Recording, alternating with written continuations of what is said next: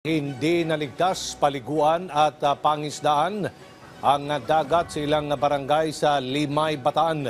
Kontaminado na kasi ito ng tumagas na langis mula sa MT Terra Nova. Kaugnay niyan, idineklara na rin ang state of calamity sa ilang munisipyo sa Cavite dahil pa rin sa oil spill. Si Ryan Lasigas sa sentro ng balita live.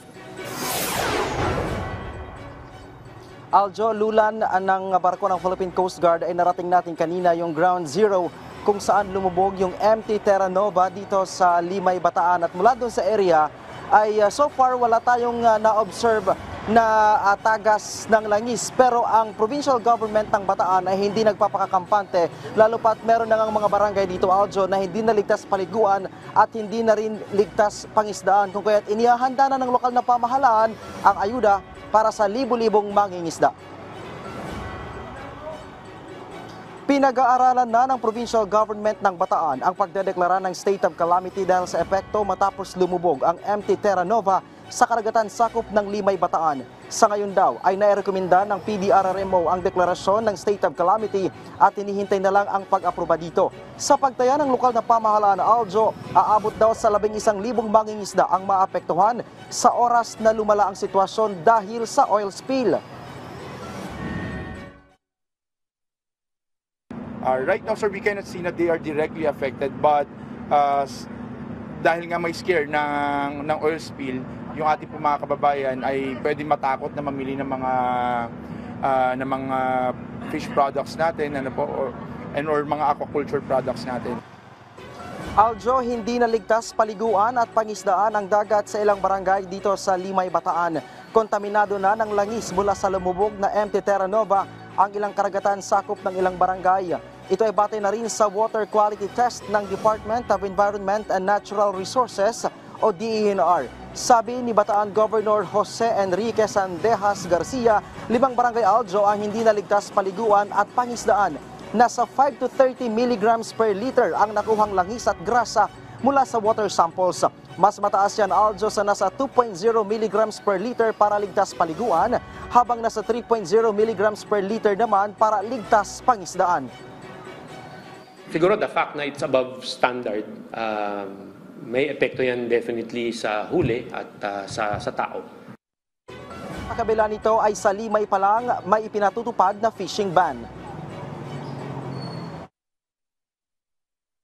Limay has already declared a fishing ban a couple of days ago, and in line with, again, the recommendation of Governor Dolor, dahil nga ground zero is only 7 kilometers away from Limay, and recommended niya 4 kilometers from the expanding oil sheen.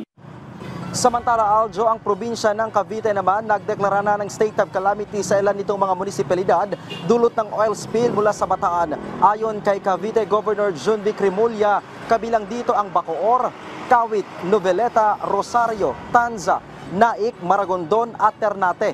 Ayon pa sa gobernador, umiir na din ang no-catch zone sa lahat ng mga uri ng shellfish tulad ng tahong, alimasag at alimango. Sa ngayon, aniya, ay inaasikaso na ng pamahalaang panlalawigan ng Cavite ang pamamahagi ng tulong sa nasa 25,000 nilang mga kababayang mangingisda. Kanina ay narating din ng PTV News ang ground zero kung saan lumubog ang MT Terra Nova. Hindi pa nasisimulan ang paghigop ng langis dahil hindi pa tapos ang pagselyo sa 24 na valve nito.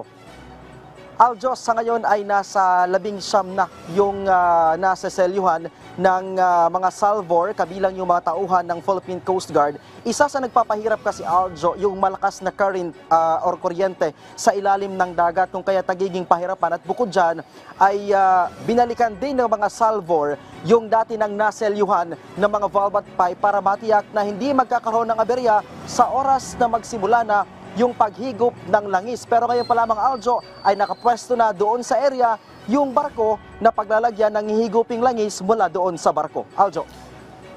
Ryan, hindi naman umabot sa ilang mga bayan o sa pangkalatang probinsya ng Cavite itong pagtagas ng langis sa karagatan, bahagi ng Cavite?